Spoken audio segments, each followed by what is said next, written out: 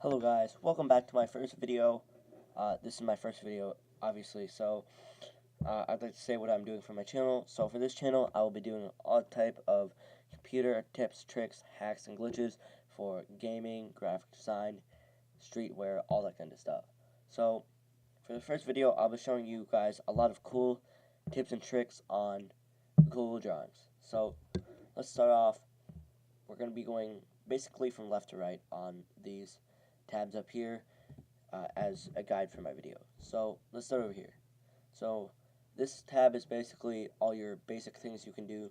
You can share it, you can make a new document, you can open other documents, you can make a copy of this, you can download, which is for exporting, you can download as PNG, JPG, uh, PDF, which is like if you want to have a Word document, or your Scribble vector graphic, which is a vector, which is more for logos and graphic design. You can email it, you can look at your history, you can rename it, like I renamed it to video. You can move to different files in your drive from here. You can move it to your trash, sadly. You can publish to a web as like a PDF. You can look at your document details, which is basically who owns it and when it was modified and created. You can change the language, which is pretty cool if you're not English. It's probably set to your default language anyway, so. And then, so, these three are pretty main things. So, first is your page setup. This should be the first thing you change when you make a document is the size. You have your three custom things. You got 16:9, which is one of the main sizes, but the standard is 4:3. But what I would do is I'd go to custom and insert your own thing if you're making graphic designs. Some things you make for have specifics you need. That's where you can change it. Inches and centimeters is more if you're making a paper document, and pixels is more if you're making a online graphic. Points I've never used before and I don't know what it's for. You can also print settings and preview. This is basically just looking what it will look like when you print it, or just previewing it in general. This is probably the best way to preview your work. And then there's print, obviously, if you want to print it onto paper, which is most often what you do if you're making like a card or something. Also here, this is basically everything that you have keybinds for, like your undo, your redo, your copy, paste, delete, duplicate, select all that stuff is here. Also, if you didn't know, paste without formatting means you're basically, if you take copy text from a different source and it's like highlighted, underlined, bolded, all that stuff, you paste without formatting and there'll be the text you want. Okay, so next tab is view. So obviously you can zoom. This is very helpful if you're trying to get fine details on a graphic. If their 200 zoom is enough, you can zoom out. I mean zoom in. If your 50 is enough, you can zoom out. Your guides, these are these things here. You can add more guides, and these are for if you're trying to make something proportional. You use it like you use it in like Adobe Illustrator. So if I wanted to make like something, so I want it like, let's add a shape here, square. Let's add a square. Let's not add a square. Let's add a polygon. Say I want it like this distance apart. I could make another one. I could insert another guide. This would be a horizontal guide, like that. I could move it up, and I could insert another one on top of this. So that's making proportionals. That's really helpful if you're making a logo. And then you can also clear your guides. You can snap to grid or guides. So the grid is like if you don't have a background, it's those little squares there, and it guides to that rather than guiding to like the center of the whole document or the sides of the document or centers of other things. There's also full screen. That's another way to preview it, but you can mess things up there. Next is insert. So first one main thing is you're going to use in Google Drawings is inserting your image. So there's 6 different ways to insert it. You can upload from your computer, search the web, get from a drive, Google Photos. You can do URL, or you can even use like a camera on your device.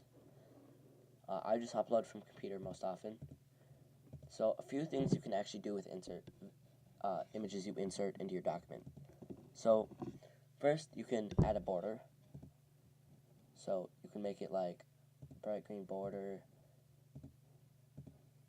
You can change the line width of your border, and you can like make it dotted. And that's actually like every single border has the same formatting options. So if you want to add a border to almost anything, you can. Another thing you do is you can actually change the shape of the crop.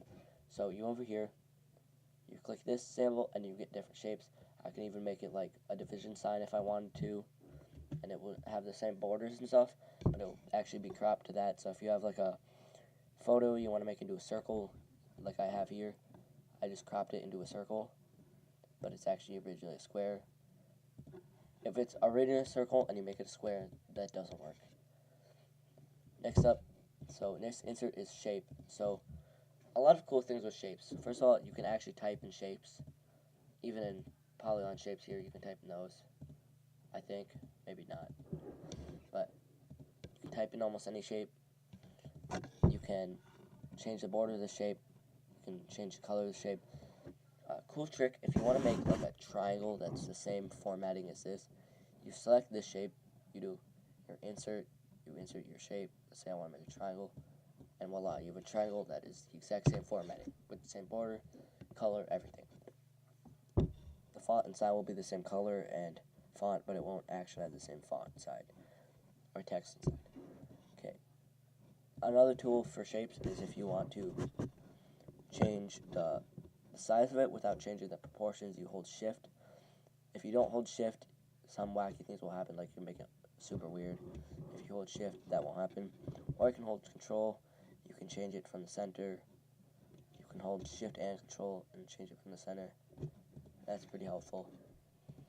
And then there's also tables. So you select the size table you'd like to have, and I already have a table here. Then you can change the border of each individual square, or select the whole thing and change the border of the whole thing. You can change the background color.